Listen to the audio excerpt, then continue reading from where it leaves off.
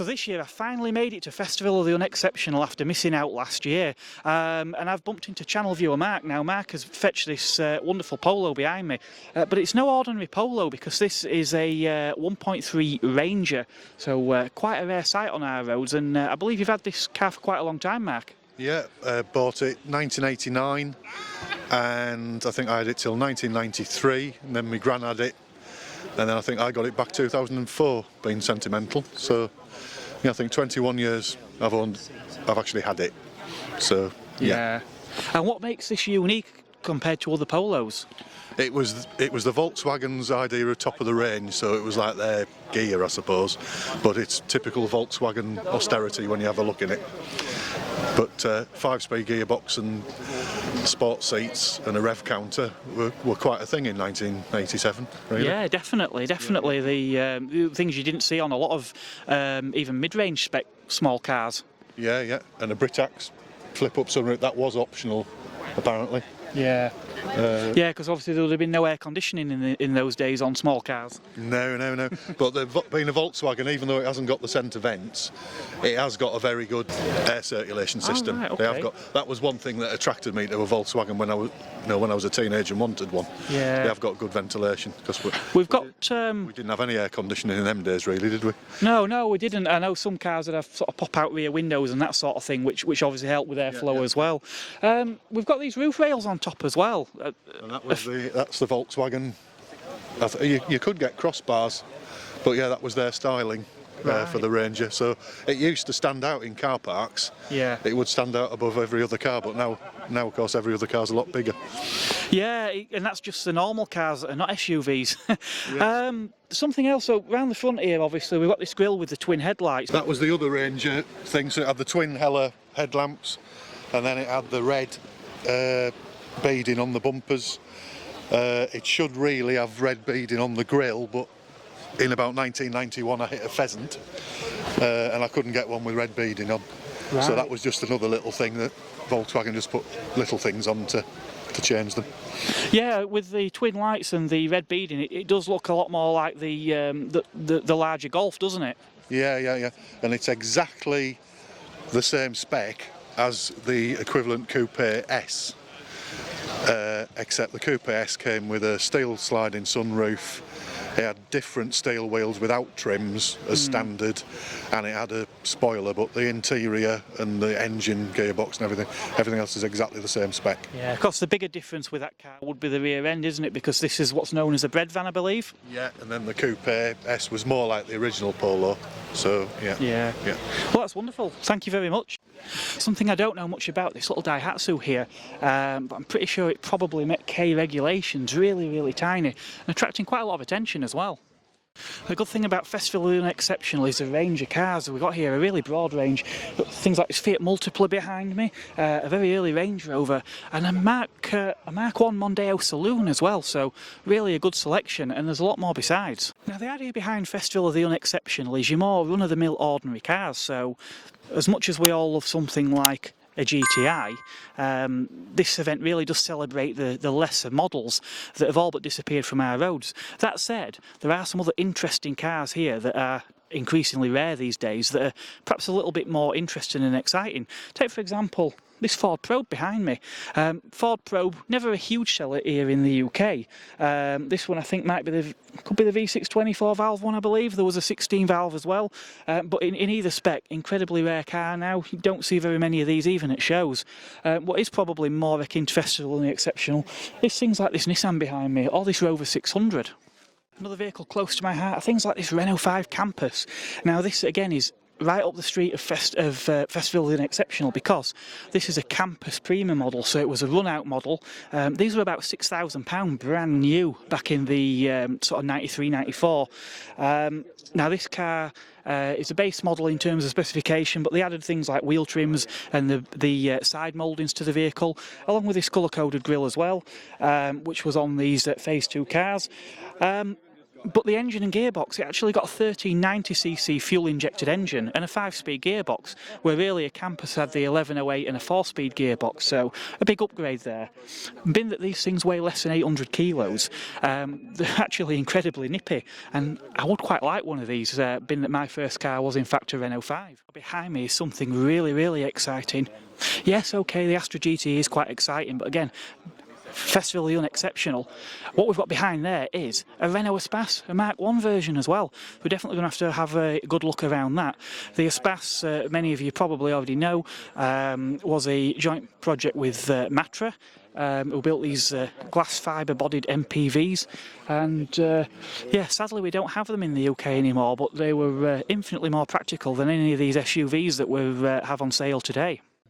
Now, back when this vehicle was revealed, originally the Motoring Press didn't really get this car at all. They wasn't really sure what it was all about. And then it said that the weather took an unexpected turn, and as it often does in Britain at least. So they all piled in the back of one of the Espace, and yeah, it's brilliant. I mean, look at this. You've got this centre seat that makes into a table, the front chairs that spin round. A real sort of sociable environment here. It's fantastic, and yeah, part of me would actually quite like an Espace. My grandfather had a Mark III, so much later than this one, but the ethos remained the same, sort of pretty much right up sort of through the Mark IV at least. I know the newer Espace that's available in some markets does look a little bit different these days. So I'm here with Robin. Robin owns this wonderful Espace that's behind me, and a few more beside, I understand. Yes, so I've got 6 in total. I did have a Mark II as well, but unfortunately that met its end due to rust. Quite abnormal, but yeah. Yeah, it's. I would say what rusted on it. It must have been underneath because the bodies are glass fibre, aren't they? Yeah, they're all fiberglass, mix of polyester, fiberglass, resin, some sort of composite material. Quite strange, but yeah, it was jacking points at the back, unfortunately, that went. But it had done 330,000 miles, that particular one, so wow. It definitely done its time. Yeah. Yeah. That's the good thing. I mean, obviously they were very utilitarian. Well, I say utilitarian. They're quite luxurious for a people carrier type vehicle in the day. But yeah, obviously you don't. People talk about French cars and you don't think of them covering that kind of mileage. But no, yeah, true. I mean, this one's got 233,000 on it now. Previous owners put most of that mileage on it, and I've put a good 6,000 or 8,000 on it already just this year, I think. And it's been nothing but dependable, which shows really they literally don't make them like they used to. No. And what got you into these vehicles? Actually, funnily enough, I was a Tesco delivery driver back in the day, and I used to deliver next door to a house that had a Mark I facelift Espace in white, and I'd left countless notes on it trying to buy it, and never got around to it. I never got a message back or anything. And December last year, I saw it for sale on Facebook Marketplace. And I thought, wow, I'm going to have that, and I swapped him for a Jaguar XJ40. So, bit of a loss in my eyes, but I really wanted one. Yeah. And then as soon as I bought that, I actually needed a rear bumper for it. Went down and saw a chap who had some parts, and he said, "Oh, actually, I've got 3 of these. I'm looking to get rid of them. You're not interested in any of them, are you?" And I went, "Well, yeah, I'll take the lot." So, and then of course I get known as the guy with all the Espaces. Yeah. And another chap put me in touch with a guy with this one and another one that I recently sold. So they're a bit like buses then, nothing, and then they've all come all at once. Yeah. A strange thing, obviously, a few years ago, the idea of exchanging a Jaguar for an Espace would have been implausible, but today these things are really starting to get some appreciation. Yeah, I mean, not from my mother. I think she thinks I've got some sort of issue with it. It's a hobby, I suppose. You know, it's this or drugs, as I say. So. Well, yeah. The thing is, these vehicles, when they came out, as innovative as they were, for most people, they were just too big. And I know, obviously, the modern cars have got larger now anyway, but you know, obviously people like the concept because, you know, a decade or so later we got cars like the Scenic, and that spawned a whole new generation of you know, MPVs in various sizes because people love the versatility. Yeah, they were very much like the sort of mainstream sort of first MPV. I think they're sort of what kicked it off, and I think we've sort of strewn away from what an MPV should be. And Yeah. I feel like these are what an MPV should be. You know, you can take all the seats out and it's a completely flat floor, and you know, you can use it as a van, which unfortunately was the demise of many of them. But yeah, they are a fantastic car and still very good and very useful these days. Yeah, So, excellent. Well, maybe one day I'll get to cover some miles in one myself, because I know from the Mark III my grandfather had, it really was a pleasant way to cover distance. Well, it's been smashing talking to you, Robin. That's fantastic. Thank you. thanks very much. And as we've just had a look at a Mark 1, just thought worth mention here is a Mark III Espace. This one is a 2-litre, and it looks like it could well be an RT, which is the spec my grandfather had. This one's a manual transmission though, and it's left-hand drive as well. But yeah, it looks wonderful to see this car, and I think even the wheel trims and everything look very, very original on it. Now, many of you may recognise the person stood next to me, retro car enthusiast, known on YouTube and social media as Renchi and Wench. But to the rest of us, this is Katie. Hello everyone. Now, I've finally got to see this wonderful Scirocco that you've got here. I've seen pictures before, but first time actually seeing the car in the metal. So tell me, what's brought you to this car? Well, it was years ago when I was an apprentice. I wanted a project car because my tutor was sort of telling me that you need to get a project to learn on. And I worked at a VW specialist, so obviously I was looking at VWs and I was looking at Golfs and stuff like that, but you see loads of Golfs. And I've always liked the Mark III Scirocco, so I was really drawn to like the Mark II, well, the Mark 1 as well, but the Mark 1 was way out of my budget. So I just started looking at Mark IIs and it went from there, but I couldn't really afford one when I was an apprentice. So then once I finished my apprenticeship, got another job, got a bit of a pay rise, and this one came up from a guy that I knew, so I bought it as a treat to myself. Yeah, I must admit these Mark IIs, I always thought with the sort of shape of the back end and the headlights and the grille, they always look a little bit like a UR Quattro. Yeah. I like all that 80s boxy shapes. I don't know why, because for a lot of people it's like nostalgia when they were a kid, but I'm a bit too young for that. But I'm just drawn to just everything 80s really. I think the sort of edgy designs are a bit more on vogue again though. They've sort of come back round into fashion. Yeah, especially like the new Hyundai, was it the Ioniq 5, whatever it is? That's really Right. boxy, and I like that a lot. In fact, yeah, the Ioniq 5 actually, with the sort of lights and the colour schemes they're doing in, it's almost something a little bit DeLorean about it. Yeah, especially with that concept car they pulled out. I think Hyundai really doing a good job with the new car market, I think. Yeah, they do. They have come on leaps and bounds. I remember years ago the likes of Hyundai and Kia were always a small volume, really, in terms of mainstream cars. But yeah, they have come leaps and bounds. Now, something else you brought today that's perhaps not so boxy, but from the same era. Audi 100? Yes. Now, obviously, these were known for a low drag coefficient, very sort of slippery, fuel-efficient shape. Yeah, I think it was the Saloon that was the most drag coefficient car when it first came out. I don't think the Avant's quite as much, but it's still very sleek.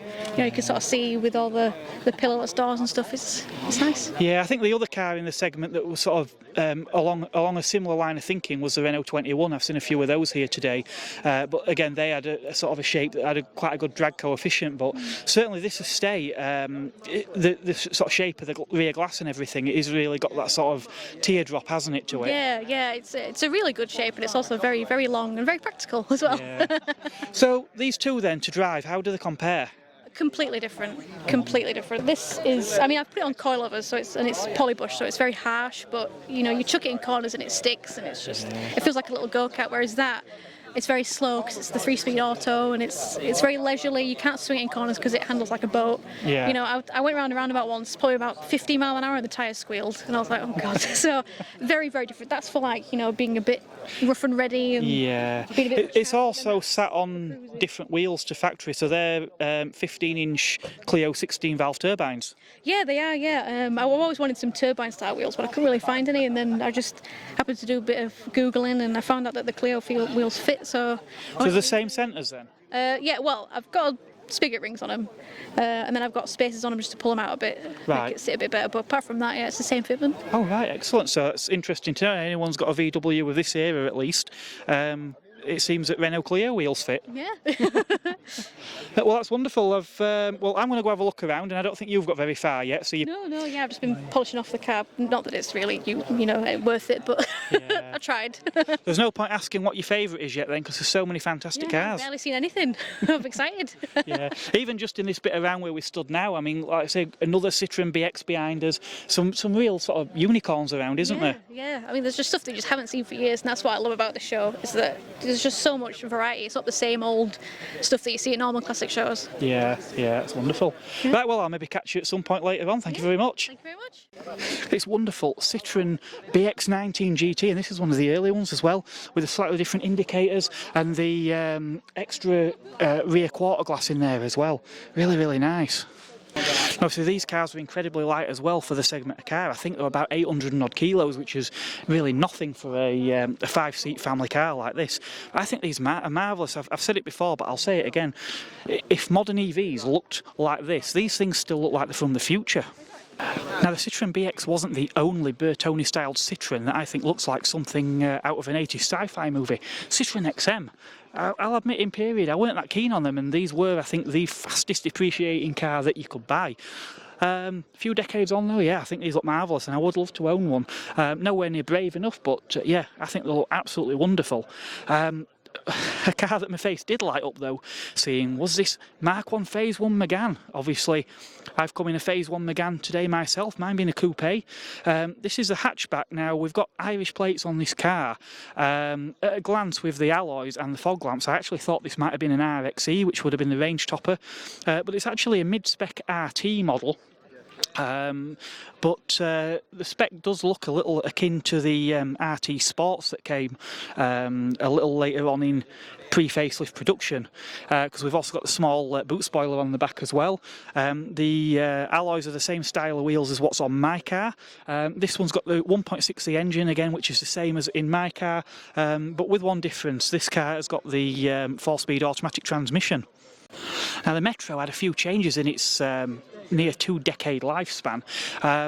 The later Rover Metro, they do say, was a much better, more refined car. We had 5-speed gearboxes, for example, available for the first time.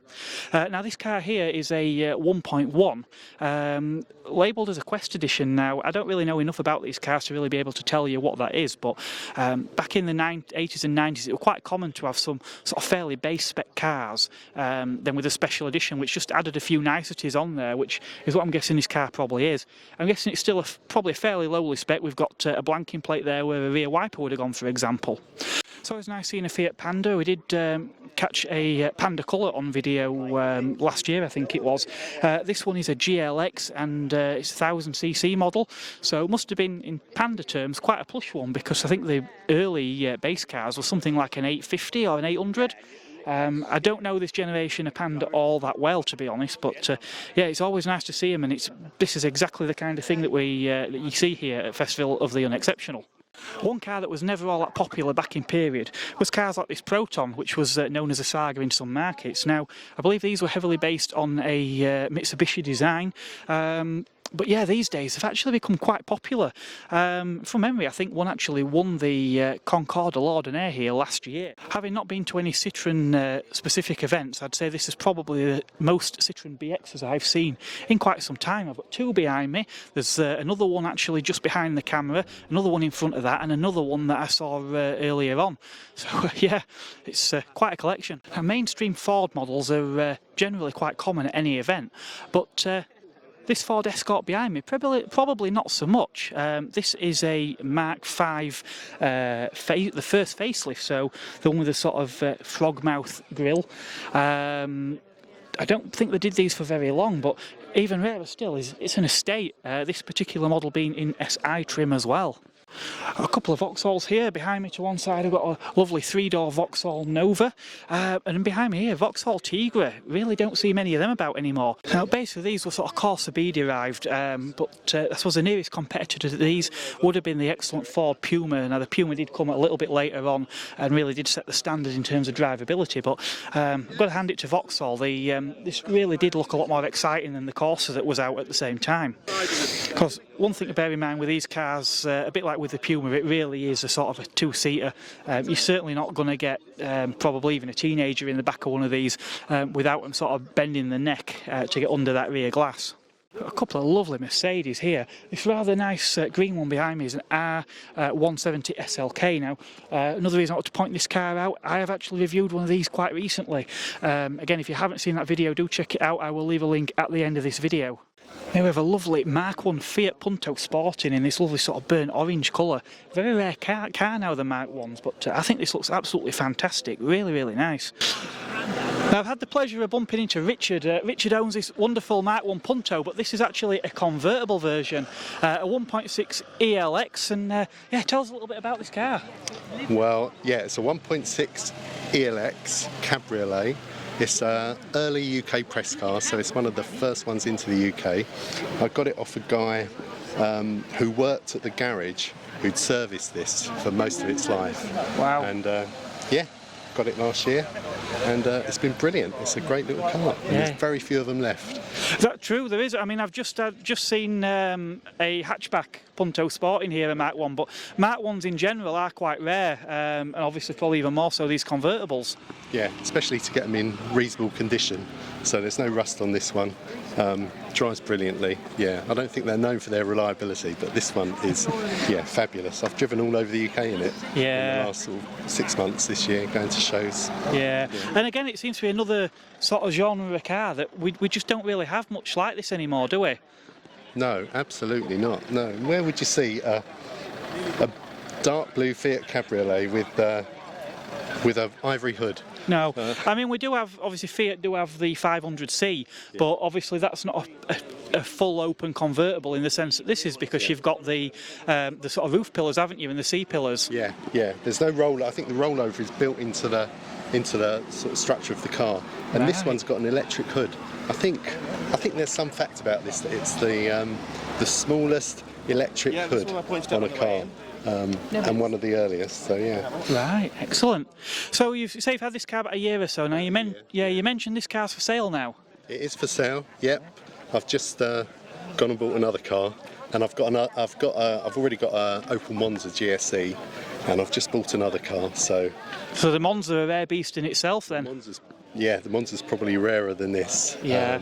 Yeah, that's not going, but I need to make room, so one of them's got to go. So unfortunately, yeah, this is the one. This is the problem, isn't it? There's a lot of cars I'd love myself, but I simply haven't got the room. So it's hard, but I think you do have to have that one in, one out policy, don't you? Yeah, unfortunately, that's what's going to happen. Yeah, I really don't want to sell it, but I've got nowhere to store it either. So if someone's interested in this car, then how do they get in touch?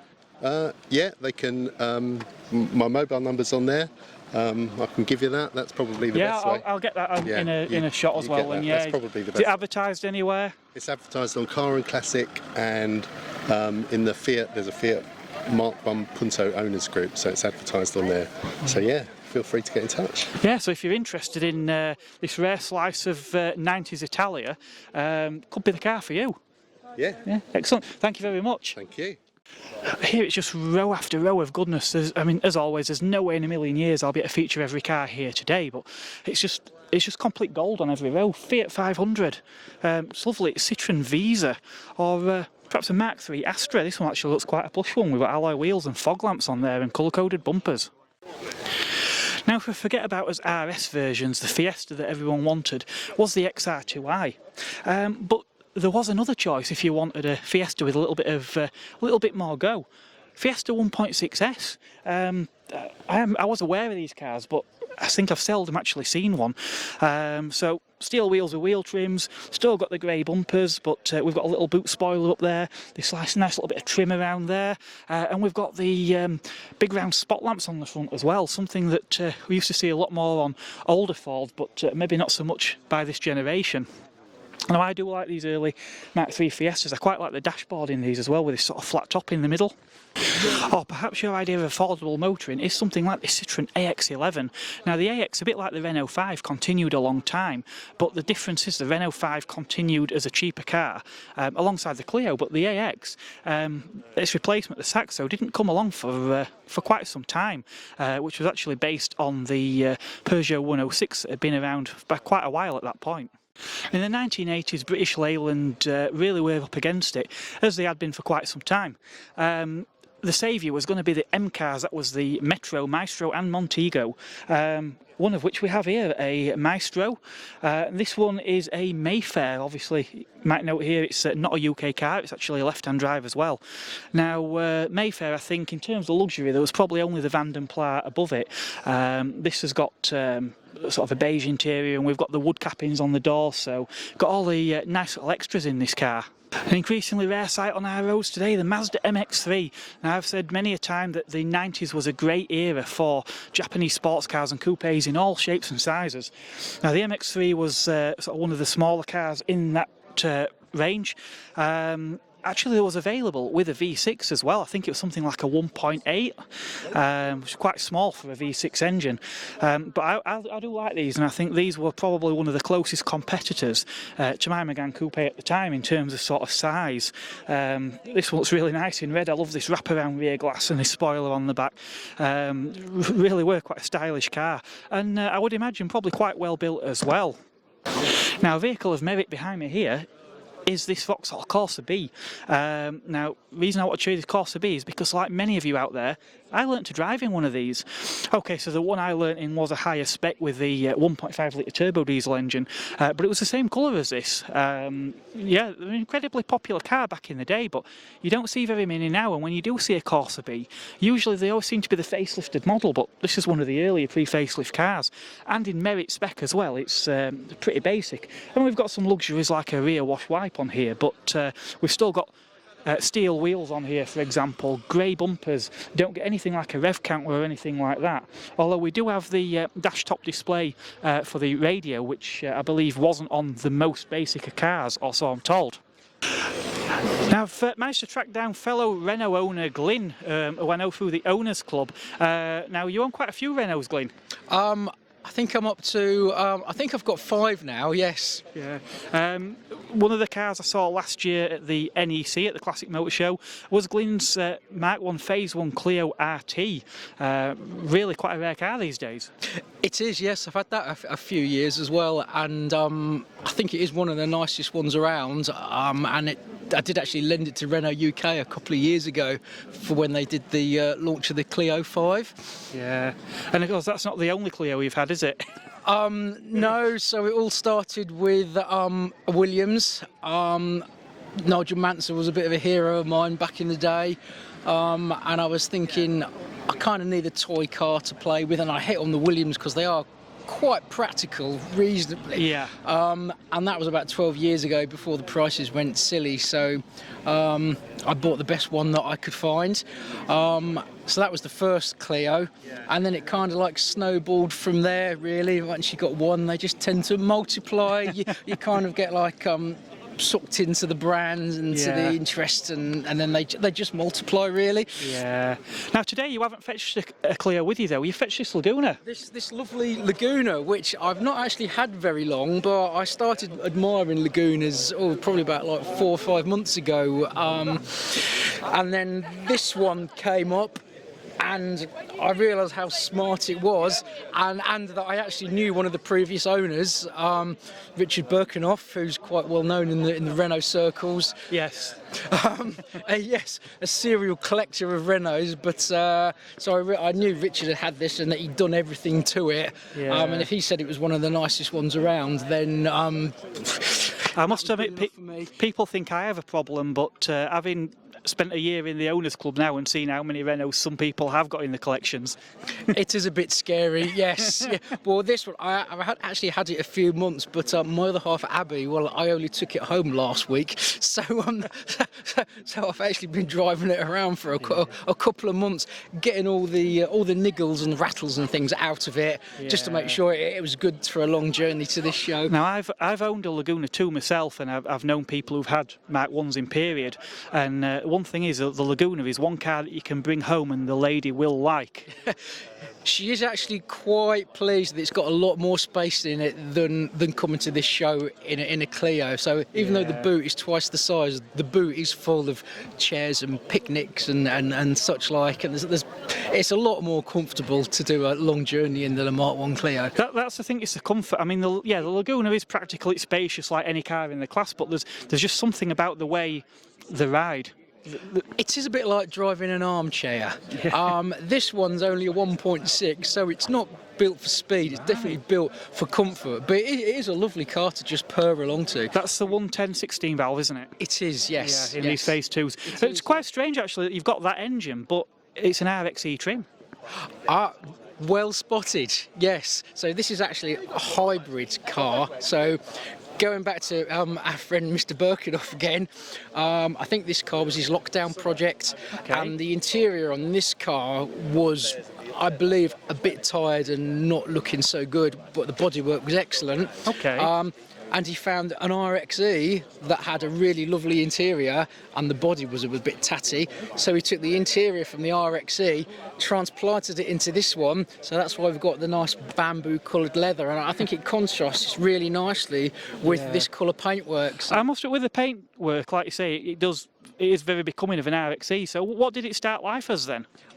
This is, it's actually a sport. Okay. So it should have like a very dark sort of navy black velour with some rather horrendous swirly patterns in. So going to the bamboo coloured leather, I think it's really lifted the car, which is what really attracted it to me in the first place. Was I've spent most of my career designing interiors for cars, so some interiors kind of pop with me, and this I think really works. It's so nice and light and airy. It all just looks, it just does it for me. Yeah, the Lagunas always were quite a classy interior anyway, but I suppose, like you said, with that leather and everything, it will bring it a bit more up to date.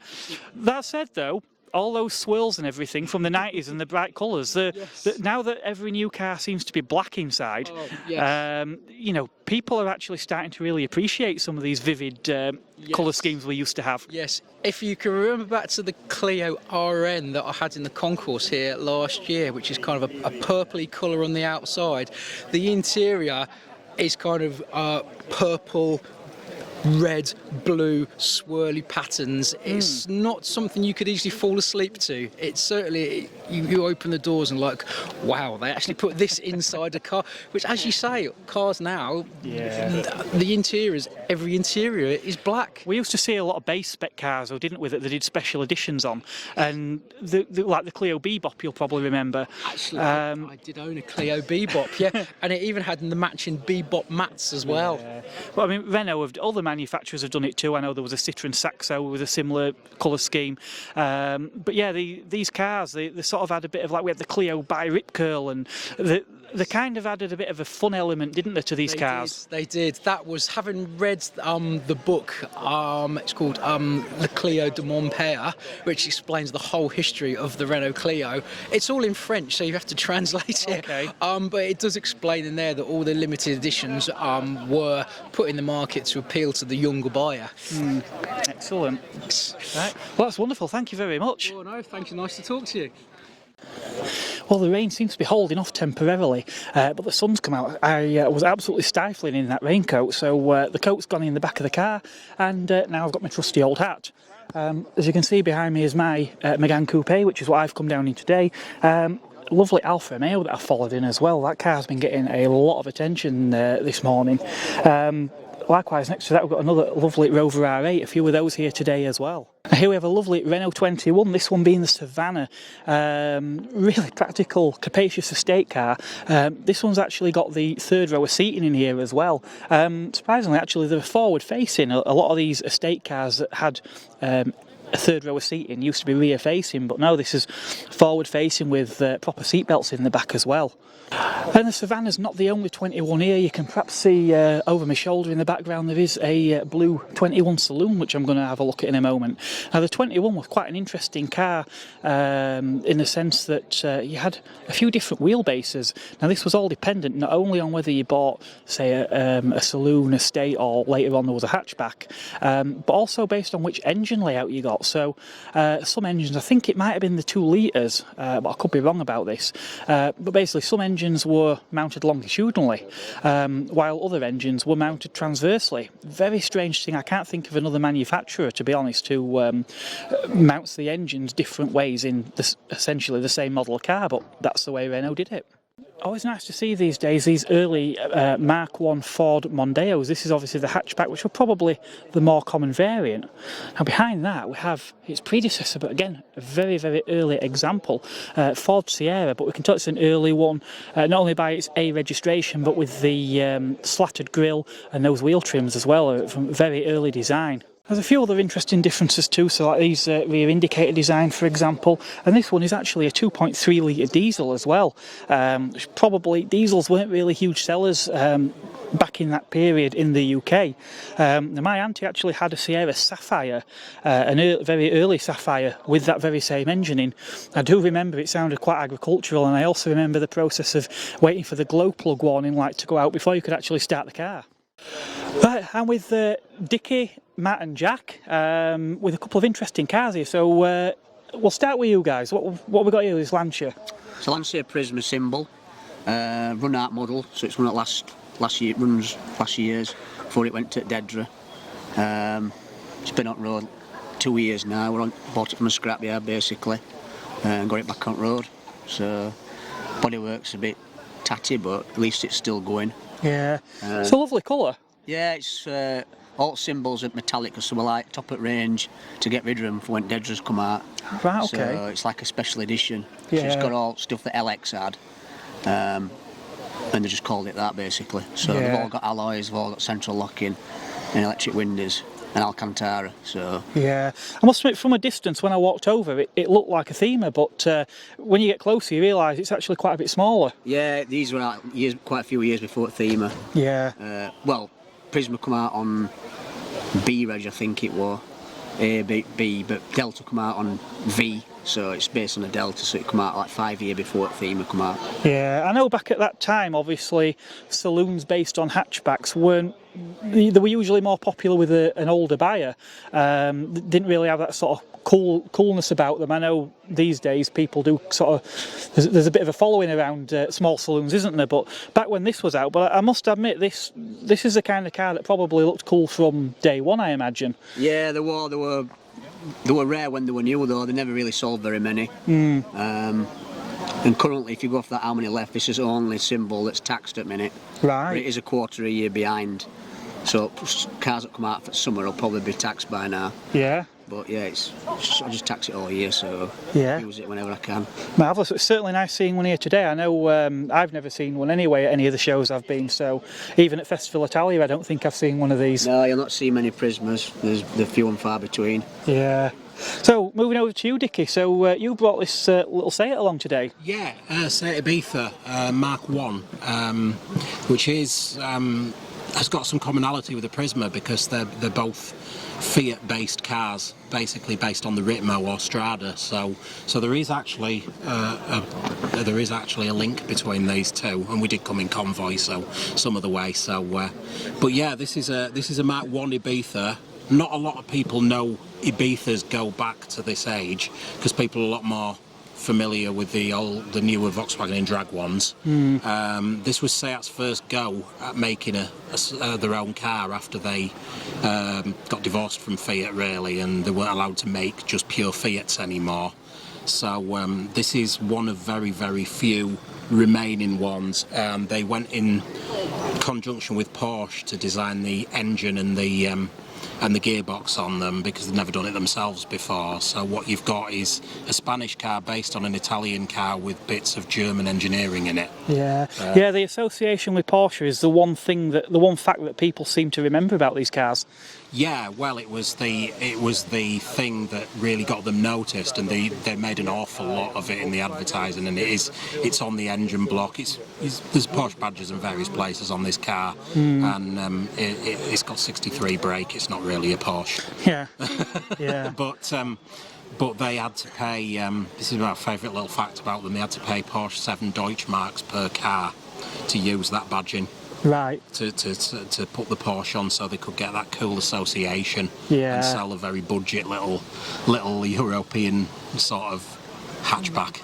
Yeah, a long way from where the brand is today, but then I suppose it had a bit more individuality at least, even if it was based off another car, whereas I suppose now the cars that really are just VWs, Yeah, aren't look they? at a Seat now and just think, well, it's a Volkswagen with a different badge on it, and often they are literally that.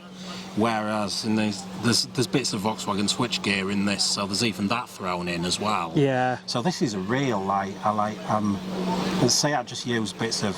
I would say that what I just said to you is that Seat were like the Wombles Yeah. of making cars in the 80s. They just collected bits from everywhere and used it to make a car. So yeah, there's bits of VW Golf switchgear in this and all sorts. But it's a very fun little car, really. It's real fun to drive. Yeah. A very urgent sort of thing to drive. You sort of feel as though you're just aiming it at things. Yeah. Do you know what I mean? Yeah. Yeah, it's not the last word in refinement. No.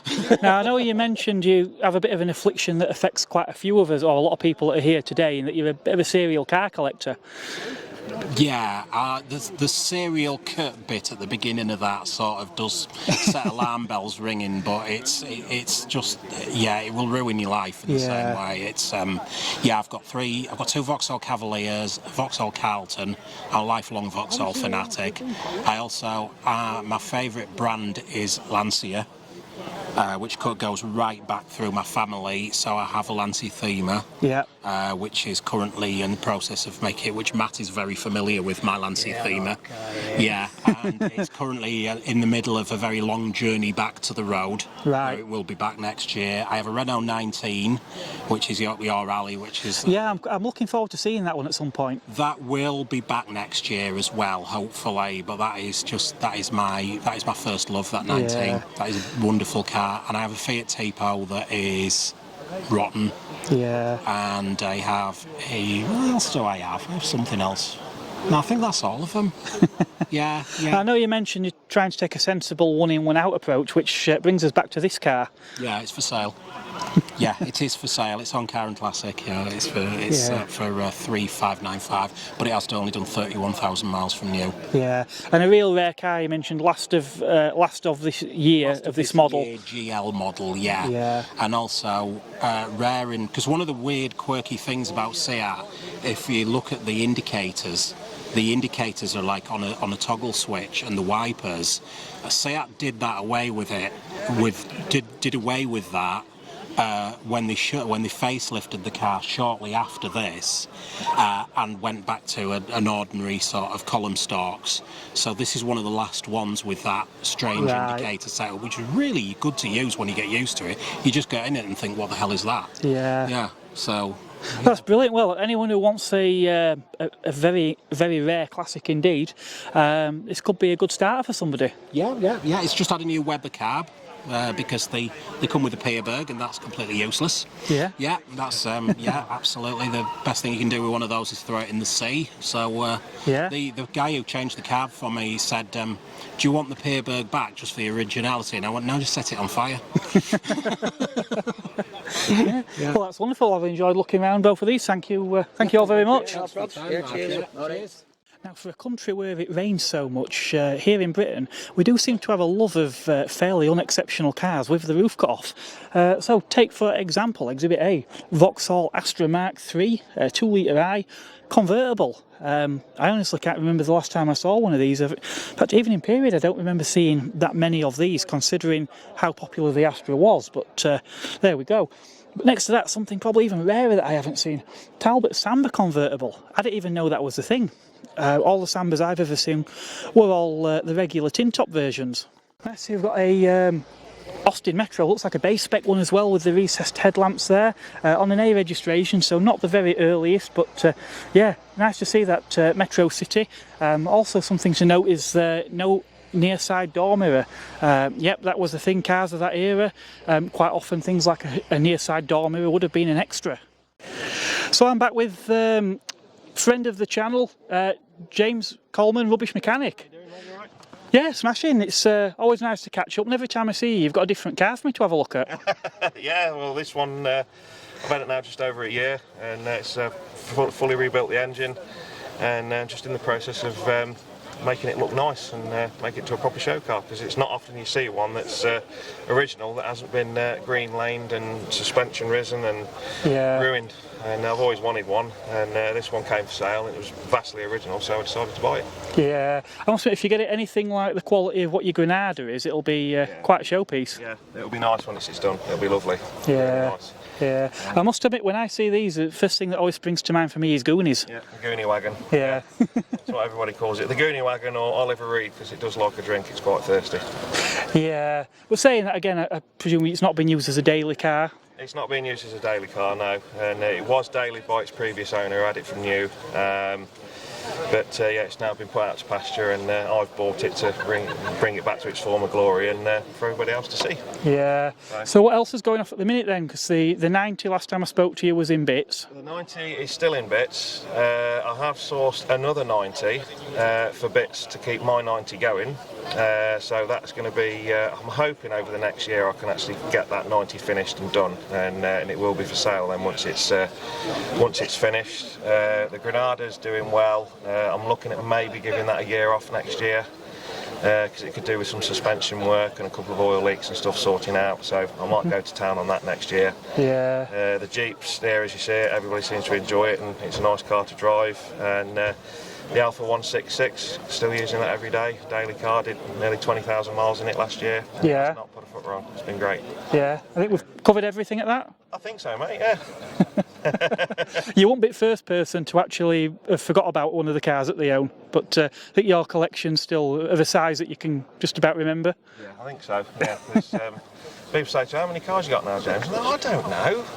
What are you asking me for? Go and say somebody else. Well, nice catching up with you again. Yeah, thank you, mate. We really do have everything at Festival of the Unexceptional, from commercials like this Bedford van behind me here, through to things like the Saab 900, which would have been obviously a luxury car, and a lovely Renault 5 that I'm going to have a look at over there as well. Well, here I am in a Renault 5, obviously a favourite of mine, being that my first car was a Renault 5, and my dad had quite a few as well. This was the model above mine. I had a TL. Now this particular car is a GTS. Now GTS got you quite a bit over a TL. So we've got the petal-shaped seats, for example, in this model, covered in this sort of tweed cloth. As standard, you've got a 5-speed gearbox now, whereas in my TL that was an option, which my car had. But you also got a bigger engine. You've got 1397cc engine in these cars as well. Still on carburetors at this point. The interior specification as well. So I've got these lovely plastic door tops. Now, a lot of cars in the 1980s had a lot of exposed metal in them, and the Renault 5 was no different. So my car had exposed metal door tops. This one is covered in plastic. Steering wheel is of the same design, but I think this feels a bit more of a soft feel. I'm not sure if that's exactly the same or not. But to all intents and purposes, controls very similar. The clock in here is digital, as it was from GTS and above. A very original car, down to things like these wheel trims. These are actually the correct wheel trims for this model of car. This is a 5-door as well, so one interesting fact about these, the wheelbase on the 5-door is actually slightly longer than on the 3-door cars. So just to give a little bit more legroom and ease for getting in and out as well, so you could have slightly larger back doors. But generally, to all intents and purposes, yeah, Renault 5, we've got a little bit of chrome around here on the GTS model. We've got this chrome insert in the bumper, but we retained the grey plastic bumpers as opposed to the body colour that came in on the models above, such as the GTX. Now, I've just spied this Renault Megane Coupe. This is actually the facelift model, so very similar to my car, but the later facelift. Now this car actually pulled out of a side road on the A1 this morning, so I saw this car coming down, and he's ran down with this other car that I saw, Mazda 323F. Looks wonderful in this green, and we've also got the beige leather with the green piping, which really suits the inside of this car. This is also a V6 as well, which does make it that little bit extra special. Now, if you're not a Renault fan, I'll have to apologise, because this video could very easily turn into Festival of Renault, because, well, I'm a bit like a kid in a sweet shop, and the car I've got here behind me is one I really want to feature. Renault Avantime. Now, these things were rare even in period. Recent video I did at Walton, I featured the Renault Velsatis. Now, the Velsatis and Avantime replaced Renault's Citroen as their executive model in the early 2000s. The Velsatis was a bit of an unusual looking car, but essentially it still filled that saloon big hatchback segment. The Avantime, though, this was sort of an MPV. Now, I think of these as being an Espace Mark 3.5, because they were built by Matra, and essentially underneath they did share quite a lot with the Espace. But some of the styling, especially around the front, looks a little bit closer linked to cars like the Mark IV. Now, what made this really unique is that it's actually a three-door pillarless coupe style, but morphed with an MPV, something no one had done before, and I don't think has done ever since. Now, these cars were incredibly rare even in period. I think they built about 8,000 in all. Couldn't say how many of them are left, but as I say, really unusual car. And the quirks didn't stop there. As I say, it's pillarless, but also these doors. Now, these doors are absolutely enormous. A problem I actually had with the Megane 2 at the same time. Now, the problem with that is you get in a multi-storey car park and you can't get in. So what did Renault do to try and get around it? Well, they put this weird sort of scissor door in. And what this does is it sort of brings the door out on a pivot, and you kind of sort of step in from behind. It's a bit of a strange setup, but that's what they did with the Avantime. So this wonderful rare car behind me is actually owned by Stuart. So how did you come to own an Avantime of all things? Well, the thing is, I needed a motorway car. I needed a car that I could do miles in. I had a works van. I didn't need something to go to work in. I just wanted something to enjoy. And it's a bit like now. You look around, I just don't like modern cars. There's nothing out there that I wanted to buy.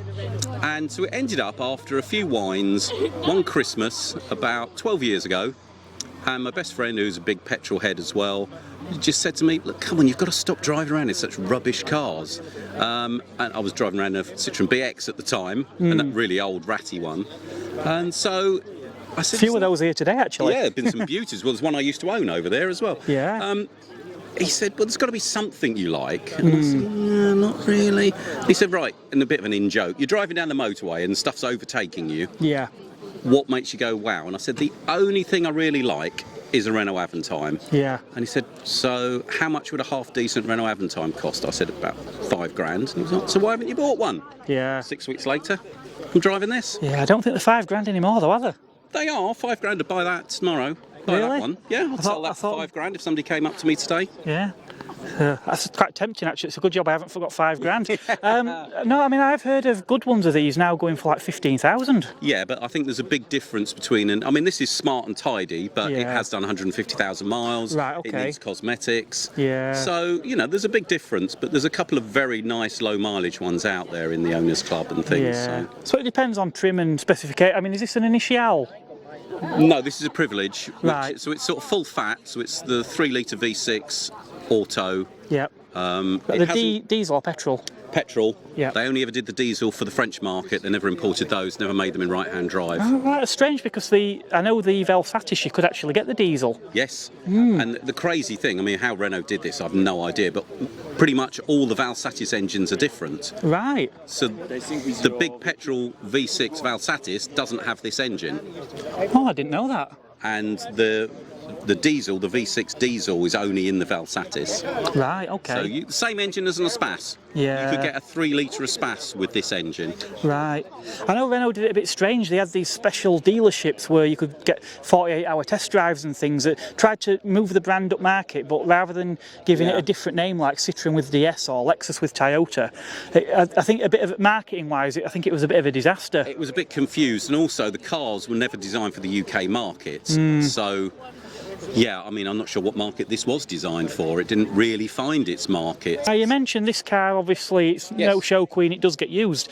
Now, you were mentioning off camera earlier, you've actually taken this on a bit of a trip to the It's been to Matra. France more times than I can remember, but it's been to the Matra Museum in France. We've done the obligatory photo outside and everything. Yeah, it was lovely. I mean, the museum's brilliant. I'd recommend anybody to go there if they have an interest in Matra's racing history or these cars and the Espaces and the other things that they built. Yeah, I might have to look that up at some point. I think it sounds like a good... Yeah, it's kind of in the middle. Yeah. You can go past Le Mans and down that way past Tours. Okay. And it's a nice run. I think of the 420, something like that were imported, there's about 180 still on the road. So Is that all that was imported? Yes. Because I think globally, did they make about 8,000 of these? I couldn't remember the exact figure. That sounds about right. But I know it's in the low 400s that they imported. There's always been an enthusiastic following, but what you do get is you pull into a random filling station to put some more petrol in it, and somebody comes along and goes, "Oh yeah, it's like the one on Top Gear." And it's like, yeah, thanks, I haven't heard that before, you know. Yeah. They never did successfully modify it to make it faster, did they? No, bunch of idiots, but there you go.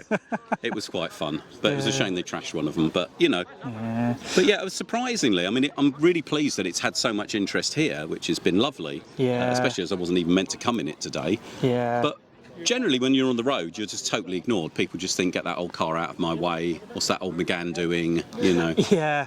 It's very rare that you get interest in it when you're on the motorways and stuff. But, you know, it's nice when you do. I must admit, I can see some of the, sort of these, the Velsatis, you can see that design language that was aped in the Mark II Meganes. I actually had a 3-door Mark II Megane, and a bit like with these, if you got it in a multi-storey car park, you couldn't get out of the thing.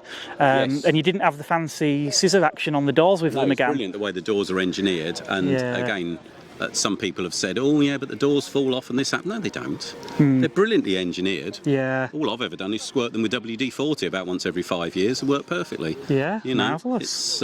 It's really well built. Yeah, wonderful. As I said, we've done 150,000 miles in it. Been to France. It's towed silly old cars that I've bought on Le Bon Coin in the middle of France, back on a trailer. It's been to Holland, it's been to Germany, it's been everywhere. Yeah, it's been fantastic. Yeah, wonderful. Well, time is getting on, and sadly a lot of people seem to have left, which again I never understand why people leave early. Now, so, yes. I'm gradually making my way up the field towards the Concourse event. Yes, it's funny actually you mentioned Top Gear, because I'm told that someone saw Richard Hammond up there earlier on. Yeah, they looked down and there he was. Yes, so somebody saw him earlier, and obviously Mike Brewer's here, and I've forgotten his name now. But and basically anyone who's famous on YouTube. Yeah, there's quite a few of those. I've seen Hubnut and you and a few other people here. So but it's nice. It's nice to chat to people. It's the best show, bar none, really, I think, because it's kind of somewhere between a classic car show and because you've got these Tesco supermarket in 1989. Well, it's been nice chatting to you, and I'm going to crack on and see if I can get up to that Concourse before the kick us all out and make us go home. Yes, they're supposed to check us out about 5:30, aren't they? I believe so, yeah. So we've got about 2 hours. There you go. Wonderful. Nice. Well, nice to meet you. Thank you. Glad you enjoyed the car. Another car I don't think I've seen before is this AutoZam review. Now, you may have seen one of these badged as the Mazda 121, as there were in many European markets. AutoZam name normally you would associate with the AZ1, that was the little mid-engine K car with the gull-wing doors. But this car has an automatic gearbox, a 1500cc engine, but yeah, it's really, really compact little saloon car. So that realisation is setting again, where I know I'm not going to get round everything, but again, a few cars I wanted to mention. Mark 1 Renault Twingo, always nice to see one of those. It's not a car that was sold here in the UK. All left-hand drive, but I did actually look at one of these on one of my other videos at another show, and I got to sit inside one, and these things really are an education in maximising interior space. It's sort of this one-box design, a little bit like a Renault Espace, but shrunk down. I could not believe how much room is in one of these cars. So if ever you get the opportunity to have a sit in one of these, I really would recommend trying it out. Another pre-facelift Corsa B Merit. This one's got the 3-spoke wheels. I'm not sure if they're the ones off the Nova or if they was on the SRI versions. I'm not up on Vauxhall, so if you know, maybe let me know in the comments. Another Tigra back here as well. Again, a car you just don't see these days, but yeah, we've got a couple here today. Another car of notable mention behind me. Fiat Panda? No, it's not. Oh well, to intents purposes it probably is, but this is actually a Seat Marbella. At this period in time, Seat was basically used a lot of Fiats that they rebadged. Obviously, later on they became under VW, and gradually things started to change. But yeah, Seat Marbella. Now we have a Renault 12. I actually passed this car coming down the A1 this morning. So just quickly, I finally managed to catch up with Shaun again, who we spoke to at the NEC. Obviously, this car was sort of off the road as a project at the time, but you've got it here. You've got it done. Yeah, it's been a monumental job. Yeah. But it's been great to finally get to the point where I can drive it again. It's been I took it off the road in 2019 when I got the 10 on the road. 2020 I thought, well, can't do much else, so I might as well put it in the garage and pull it apart. To be honest, I think the first changing part was the sentimental attachment, because it's named after me nan. And after getting over that, I then had to, it was all the other changes in your head of everything else. Yeah. And a year ago it was just like, right, we need to stop being so perfectionist about it, just get it on the road. Yeah. And one night I had a bit of a click with the MIG welder, and 6 months later it was like, we've done it. Yeah. No, that's excellent. It's had a heck of a lot of work done to it. Yeah. It's, some of it's written down there. It's had both inner and outer rear quarters done. Yeah. Rear suspension mounts both sides rebuilt. Headlight panel's been done. Driver's floor edge done. Inner and outer still that side. Had a heck of a lot done. But it's not perfect now, but I'm just blooming happy to be able to drive it because it's marvellous. Yeah, you was actually here last year with the 10, weren't you, in the Concourse? Yes I was, yeah. Yeah. So you didn't fancy going in Concourse this year? No, it's not my thing. Yeah. That was my decision for last week. I prefer a roughly tufty car. Yeah. And I just like patina and using it and not being too pedantic about, oh, is it shiny, is it got this or that. Well, better on the road than in a scrapyard. Precisely. Yeah. I'd rather drive a car that's not perfect and have the atmosphere I've had today. That's my perfect atmosphere today. Now, as much as I do love these, and it's impressive to see what you've done so far, you've got another car that I am actually quite keen to see, a car that's very close to my heart, Mark II Renault 5. Yep, my first car, yep. So what's happening with that one then? So, about 6 years ago, it got a T-bones in accident, my first road traffic accident. Since then, it's never really been right. And I've always been trying to think, how do I sort it out? Back in April, I think it was, I found very locally to me another shell that was 6 months younger, and went along to it 'cause I thought, thinking out, rummaging up all the costs I was going to have to put in to try and get my original B-Reg okay again, resprayed, metalwork all done as I wanted it. I found this other shell that was going to be a fraction of the cost to reshell it into, and the old shell's gone. Right. I've managed to keep the ridge on retention, which is brilliant, because I'm going to put that B-Reg on that new shell, because it's my reg. But yeah, at the moment, I'm just waiting to try and find a dashboard for it, because the original dashboard in my old shell and the new one have both fallen apart to shreds. Yeah. Seats will have to swap straight over. But the main thing is I want to get the 5-speed 1.4 engine in the new shell, because my idea of Mark II is perfect cruising car for nice long distances. The Mark 1 and 10, they haven't really got the gearing for long distance. Yeah. Whereas 5s, put them in 5th gear, sits at the nice 70 mile an hour, hey presto, it's really nice and comfy. From memory as well, I think yours is a 1390, but with carbs on, isn't it? Used to be. It was. It's had another incarnation since. Yeah, I actually worked this out one night when I got back from the NEC. I think I've driven it to NEC with about 5 different combinations of gearbox and engine in it in the last 10 years. But yeah, again, if it's kept it running. But when you've got, I think I've worked out my records, and I've put the 5-speed in it already. Yeah. The 1.4's waiting to go in it, and I've actually managed to get my record down to 3 hours to swap the gearboxes over. Oh right, okay. Oh, so not bad going then. Yeah. Yeah. I think my record for swapping engine and gearbox in a day was something like 5 hours. Right. That was without any assistance. Well, practice makes perfect, I suppose. Well, no, it's great that you've. It's just so simple. Yeah, but it's great that you've got obviously this one to a point now. It's on the. I know when I spoke to you last year, this was a real sort of point. You sort of give yourself a target that I think you initially missed one of your targets, didn't you? And it was like this was one of the other targets. So no, it's wonderful to see it here today. This is my baby. Yeah, it's an absolute baby, this one. Excellent. But funniest bit today though is the front of the car. I've had a little tray of what most people consider a bit of junk, which is a bit of an old loads of metal. Oh yes, I had a look at those earlier and got them on camera. Yeah. Basically, Look at what this used to be. Yeah. What can you picture was on this car? Where might it have been? One of the funniest bits is this bit, which is a bit of filler that actually came from the wing right here.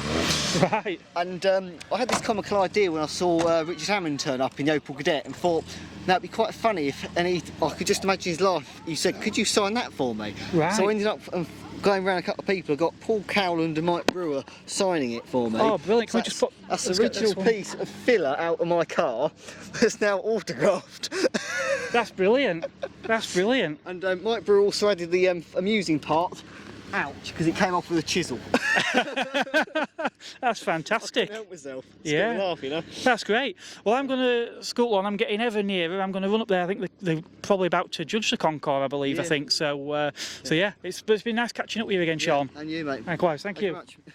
Behind me we have this lovely 1991 Nissan Primera, owned by Chris James. Now, you may remember Chris from my Furious Driving video. He actually bought Quentin the Rover convertible from that was restored by Matt at Furious Driving.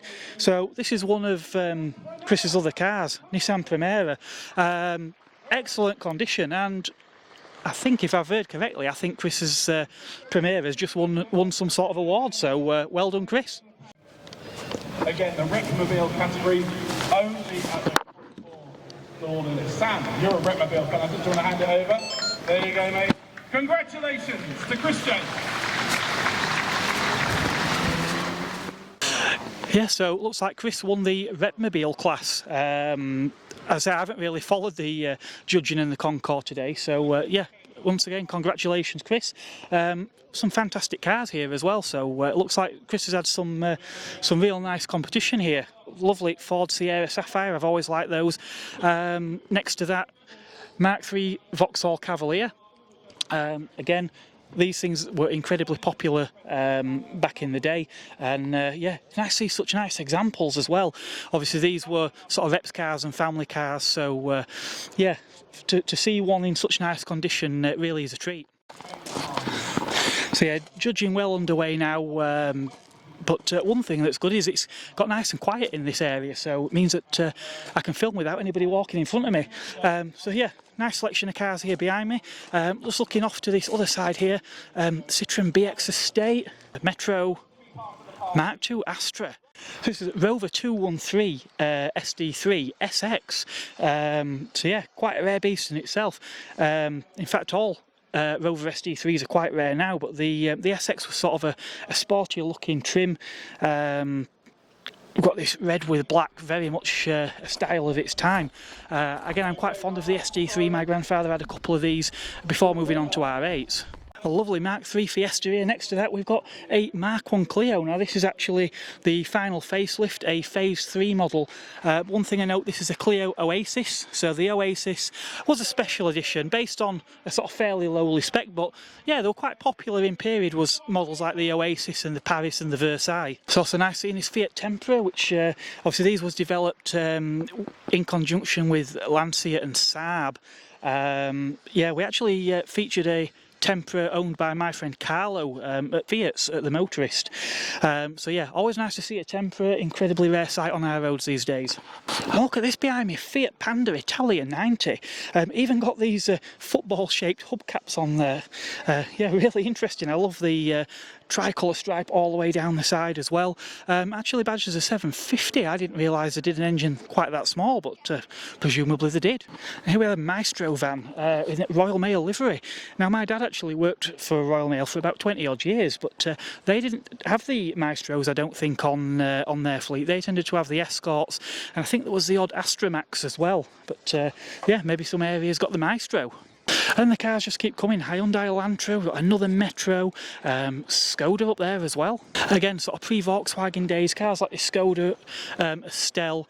There was always a bit of a stigma, a bit of a running joke in Britain about these cars, but to be honest, these days, these have got a real following to them, and this does look a fantastic example. I love this colour paint as well. I presume that's a factory colour, but I've never seen one in this shade before. I think to note about these Estelles is it was a time when Skoda was actually putting the engines at the back. Quite common in some markets in cars of a certain era, but something that kind of went away. I do love the louvers on the back window as well. I think they just look so right on the back of this car. One car here in the Concourse that I was quite keen to see is this Mark 1 Renault Megane Scenic. It's actually a pre-facelift model. Again, you do occasionally see Mark 1s, but they're typically always facelift models. This colour is sort of a grey purple. I think it may be called lavender from memory. These are a real rare car these days now. Obviously, when they came out, these was incredibly popular. The MPV segment was booming, and Renault sort of reinvented the segment. They'd done it with the Espace, and then they brought this one out based on the Megane platform. Now, when these cars were new, they was actually called Megane Scenic. Today, the Megane name's been dropped from it, and they're just called later generations Scenic. But again, these were family cars, so a lot of them would have been used and abused, especially as they got older, and finding nice surviving examples today is really quite difficult. But yeah, really lovely to see this. It's a 1.6E as well, so it's the same engine as what is in my coupe, so I imagine it's probably okay pottering around. It might struggle a bit if it's fully loaded on the motorway and going up hills, I would have thought. Obviously the top of the tree for these would have been the 2-litre 8-valve RXE specification. Now this particular example is in mid-spec RT trim level. Obviously some things on here like the alloy wheels, they would have probably been an option, or possibly standard on the RXE, but I'm not 100%. But you did get some niceties. You got quite a plush interior on these, as you did sort of with a lot of Renaults of the time. You still got those individual 3 seats in the back, very much like on a Space. From memory, I think the only difference being is the centre seat was actually a bit narrower. And you got the twin sunroofs on these as well, which were quite a nice touch on these cars. Yeah, behind we've got a Mark 1 Vauxhall Astra. Now, this Astra is actually of the same vintage as myself. I would say the Astra's probably looking a little bit better for it than what I am. Paintwork, this two-tone sort of brown and gold, I think looks really, really good on this car, and I can't say I've ever seen an Astra in this colour scheme myself. We've also got some rather nice looking alloy wheels, and we've got these front spot lamps as well down the bottom there, which really do add to the overall appeal of this car. But of course it's not just the Astra that's sporting gold. We've got this rather curious looking Princess as well, 2200 HLS, so I think that's probably quite a plush model. So, like I said, a lot of people seemingly packing up ready to leave now, like this Escort 1.6 gear in front of us here. Mark III. I do love the rib tail light design on these pre-facelift cars.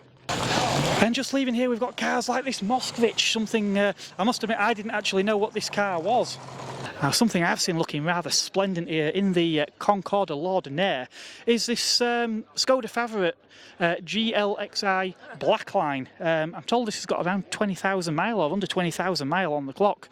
Looks absolutely immaculate. A work colleague of mine actually had a GLXI 1.6 back in the day. People used to give him a bit of stick for it, to be honest, but in fairness, that car never let him down once. Now, not only is this a rare special edition, but another interesting nugget of information, these were actually designed by Bertone. So, yeah, thinking about it now, this sort of angular design, it does actually scream Bertone, but generally Skoda and Bertone, it's not two words you would put together. Something else quite interesting here, we appear to have headlamp washers as well. Again, something that doesn't normally spring to mind when you think of a Skoda. Now this particular one, I'm told, is a 1.3. Does look like there's quite a bit of space in this engine bay to work, but yeah, this car is absolutely immaculate, and the paint under this engine bay, it actually looks as good as the paint on the outside of the car. It's absolutely gleaming. Now this Alfa is actually owned by Ian, and Ian, I understand you've actually owned this car from new? Yep, 40 years. Really? 40 years. 1984. Wow. We bought it, and we drove it out of Sheengate Garage in January 1985. So yeah, we've had it since new, and it's original. There's nothing, it hasn't been restored as such. Right. It's just had little bits and pieces, like brake pipes, an exhaust system at the back. Front's still the original. So it's an original car, yeah. I think when a car's been owned by someone for such a long period of time as well, quite often they don't get to the point where they need restoring, you know, if they're sort of run and maintained frequently. Right. That's a fair comment. I mean, it's one of the family. Yeah. I mean, we've already promised it to our grandson, right. or one of our grandsons, so it's his car now, so I'm just caretaker. Yeah. So, yeah, but I think you're right. I think, you know, we sort of see it as, as one of the family. I think when a car comes to a certain age, we are almost seen just as a custodian, aren't we, rather than you're just sort of preserving it for the next generation to come along. And these are rare. I mean, I've been talking to guys here, and they say they've never seen them before. So, I don't think I've seen one. So, and you know, it's quite something. Where did you get your T-shirt, by the way? A store in Manila in the Philippines, believe it or not. Oh, right, okay. Yeah. I worked for Michelin for 34 years. Oh, blimey. Yeah. Well, obviously Michelin's a brand, a tyre I'm quite familiar with because I've sort of grown up around French cars, so right. Michelin obviously been French. And if from memory, did Michelin not have a stake in Citroen many years ago? We did. We owned Citroen, yeah. Yes, well, Citroen went broke, and the settlement was we took over the company. Right. But we don't own it now. But you weren't tempted by a Citroen then back in the day? No, actually the only French car I've had two French cars, a Renault and a Peugeot, but no, never a Citroen. Right, right. Well, some would say a Peugeot is almost a Citroen. Well, I suppose it's true. Just without the trick suspension. Yes, that's it, absolutely. I think in the earlier days there were probably a bit more between them, weren't there? Maybe now there's probably a bit more part sharing going on, but yeah, going back to the Alfa, I mean, to own this car for such a number of years, obviously you must like it.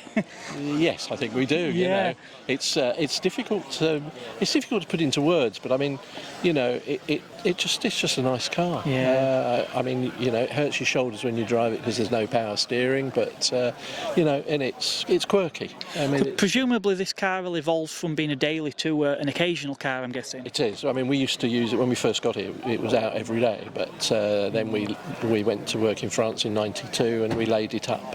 And we had another car, and this sort of slept in the garage for 30 years. And right. And that's probably why it's in such good condition. Well, you've pre-answered my next question because I was going to ask: has it been in regular service or laid up? It was sleeping. Yeah. So and it's awake now. Yeah, wonderful. And, it's good, and it goes. It certainly goes. Yeah. So. Well, it's great seeing it here today, and thank you very much for having a chat with me about it. A pleasure. Thank you. As always, running out of time again, didn't get to see the half of it, but this was Festival of the Unexceptional 2022. Obviously, make sure you do hit that like and subscribe button if you haven't done it already. We've just passed sort of 400 odd subscribers, so if we can get to 500, it'll allow us to do some other things like live streaming and also community post, which is a good way of sort of helping to keep you informed of things that are going off behind the scenes on the channel. But until next time, it is goodbye from me, and I'll catch you on the next one. Thanks for watching.